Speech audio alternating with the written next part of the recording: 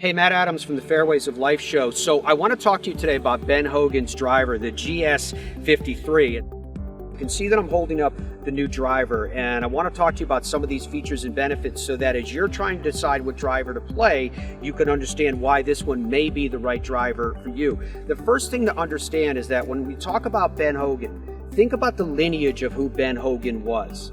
Ben Hogan was not a guy that was prone to hyperbole. He was not a person that was going to design golf equipment and tell you that if you pick up this new driver, every 6 months you're going to pick up 20 yards. He wanted you to understand what the technology was inherent to know if it was the right driver for you. So the first thing you're going to notice as I hold this GS53 Ben Hogan driver up is the shape of this driver.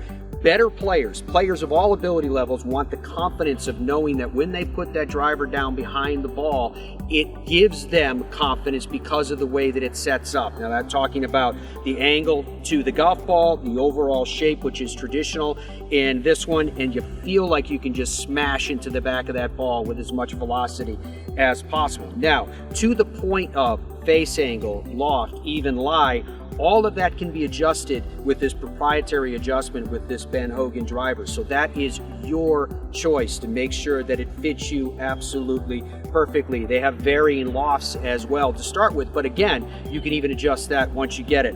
What I want to talk about is really the engine of a titanium driver, and that is this. The face is a forged titanium face, and modern drivers that are correctly designed are going to be designed in such a way that they affect the best performance if you don't hit the center of the club face. Now, if you do, obviously you're going to get the best performance, but many do not. Even the best in the world miss this sweet spot with a good degree of regularity. So these faces are made in such a way that the depth of the face varies depending upon where you're going to hit it. It's thinnest actually out here, so you get the best effect. Now, I want to talk to you about the so-called out here for a second. If you remember back in the day, and this is a term that even Mr. Ben Hogan would have used back in the day, bulge and roll. Bulge and roll traditionally was that if you hit the ball high in the toe or low in the heel, Mr. Hogan used to like to hit it more towards the heel because he wanted that left to right flight. And if you hit it high in the toe, you would tend to get a slinging hook.